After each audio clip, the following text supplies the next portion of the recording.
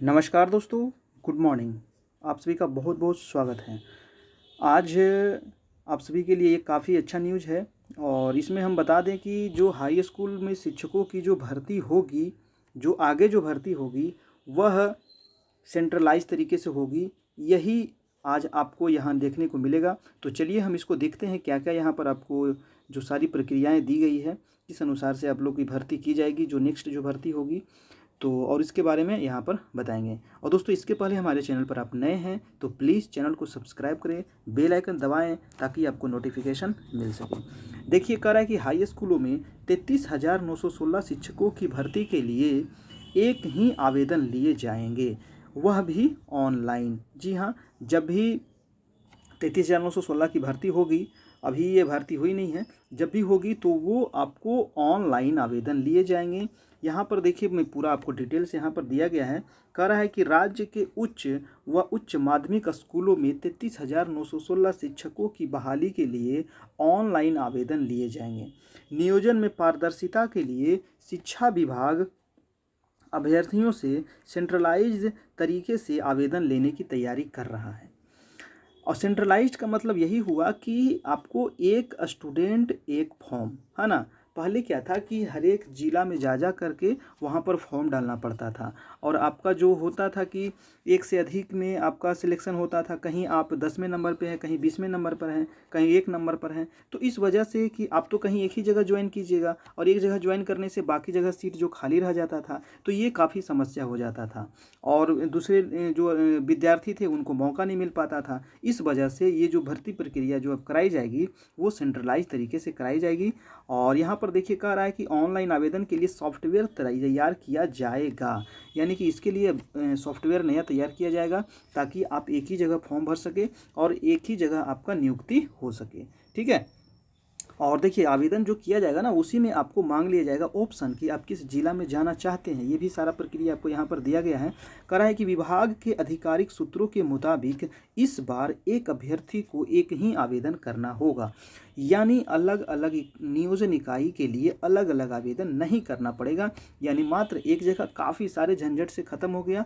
यानी कि पहले तो कितना मतलब लफड़ा होता था कि सब जगह जा के फॉर्म भरो, है ना। फिर अब काउंसलिंग के टाइम पे फिर दिक्कत हो गया। अब कहाँ जाइएगा, आप तो एक व्यक्ति हैं, कहाँ कहाँ दौड़िएगा, है कि नहीं। तो ये दिक्कत हो जाता था। अब कह रहा है कि यानी अलग अलग नियोजन इकाइयों के लिए अलग अलग आवेदन करने की नहीं पड़ेगा, लेकिन उनसे चॉइस लिया जाएगा कि वह किन किन नियोजन इकाई में नौकरी पाने के इच्छुक हैं। जी हाँ, और ये आपसे चॉइस लिया जाएगा कि आप किस नियोजन इकाई में नौकरी करना चाहते हैं। तो आप प्रीफ्रेंस के हिसाब से दे सकते हैं। जैसे आप नवादा के हैं तो आप नवादा पहले दे सकते हैं, फिर आप नालंदा दे सकते हैं, जहाँ आपको अच्छा लगे, है ना। तो 1 2 3 4 करके यहाँ पर आपको भरने की प्रक्रिया के टाइम आपको दिया जाएगा। ये काफ़ी अच्छा है कि नहीं। जहां आप जाना चाहते हैं वहां आपको मिल जाएगा। कल है कि कह रहा है कि पहले एक आवेदन अलग अलग नियोजन इकाइयों में डाक से या फिर खुद जाकर आवेदन देना था। देखिए, पहले ये क्या होता था कि आप खुद से जाकर के देते थे, डाक के द्वारा भेजते थे, या फिर खुद से जाकर के नियोजन इकाई में वहाँ पर फॉर्म डालना पड़ता था। तो इससे काफ़ी समस्या होता था। आगे देखिए, यहाँ पर कह रहा है कि प्रक्रिया में बदलाव की ज़रूरत आखिर क्यों पड़ा। ये जो बदलाव किया जा रहा है सेंट्रलाइज तरीके से जो किया जा रहा है, आखिर बदलाव की ज़रूरत क्यों पड़ा। तो एक ही आवेदक का एक से अधिक नियोजन इकाई में चयन हो जाता था। अभी बताए कि एक बच्चे का जैसे एक से ज़्यादा जगह में हो जाता था। अब जिसका ज़्यादा परसेंटाइल बन रहा है तो उसका सब जगह हो जाएगा। मान लीजिए 10 जगह वो फॉर्म डाला है तो 200 जगह वो चुना जाता है। 10 जगह पे 1 नंबर 2 नंबर में आ जाता है और कहीं तो एक ही जगह ज्वाइन करेगा। अब बाकी जगह तो वो सीट खाली रह जाता है। तो ये समस्या हो जाता था। कह रहा है कि एक के बाद दूसरे में रिक्त रह जाती थी, इस वजह रिक्त रह जाती है, इस वजह से ये सेंट्रलाइज किया गया और इस प्रक्रिया में गड़बड़ी की भी संभावना रहती थी। और उस वजह से हर एक जगह जा वहाँ उसका चमचा बैठा रहता था, है कि नहीं, दलाल बैठा रहता था और इस वजह से गड़बड़ी भी होता था। तो जो बेचारे जो दूसरे अभ्यर्थी थे उनको गड़बड़ हो जाता था, नहीं हो पाता था, है ना। हम खुद 2011 से पास है और अभी तक हमारा कहीं नहीं हुआ है कि नहीं। तो ये बहुत सारी गड़बड़ियाँ चलती रहती है। चलिए, अगला है कि केंद्रीकृत तरीके से योग्य अभ्यर्थियों के चयन में आसानी होगी और अभ्यर्थियों को भी अलग अलग नियोजन इकाइयों में भटकना नहीं पड़ेगा। तो इस वजह से ये बदलाव करने की प्रक्रिया ज़रूरत पड़ा। और देखिए, यहाँ कह रहा है कि छठे चरण की बहाली पूरी होने के बाद यह प्रक्रिया किया जाएगा। अभी जो छठा चरण जो मामला भी कोर्ट में है, ब्लाइंड केस वाला, है ना, उसके बाद जो ये प्रक्रिया होगी तो उसमें आपको सेंट्रलाइज तरीके से ये नियोजन किया जाएगा। छठे चरण में 30,000 शिक्षकों की की बहाली पूरी होने के बाद अगले चरण की शिक्षक बहाली इस प्रक्रिया में होगी। ठीक है, देखिए यहाँ पर जो 33,916 लिखा है ये आपको सही नहीं लिखा है।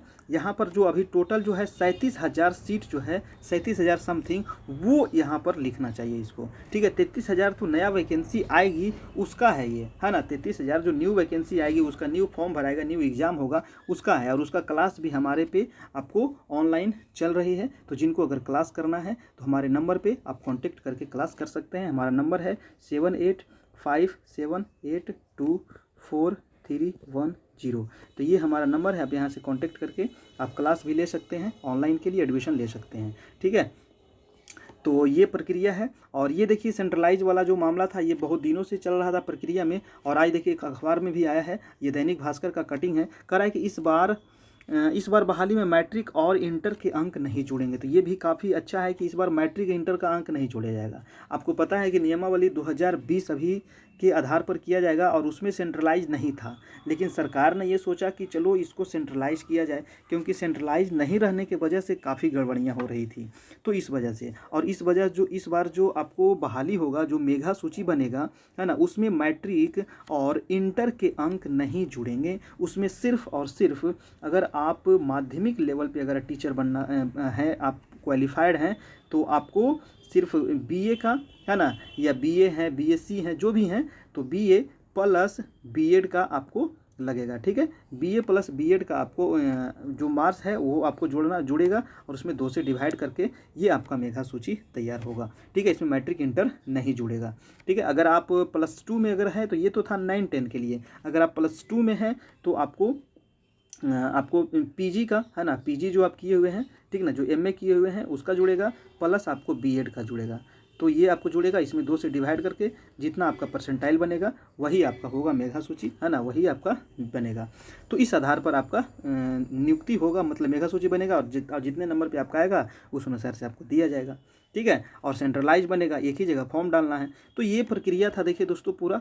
तो यहाँ पर देखिए ये काफ़ी अच्छा न्यूज़ था, और जिनको भी अगर क्लास करना है न्यू स्टेट के लिए, जो न्यू स्टेट आएगी तो उसका क्लास अभी चल रहा है, तो आप लोग हमारे नंबर पे कांटेक्ट करके आप अपना एडमिशन ले सकते हैं।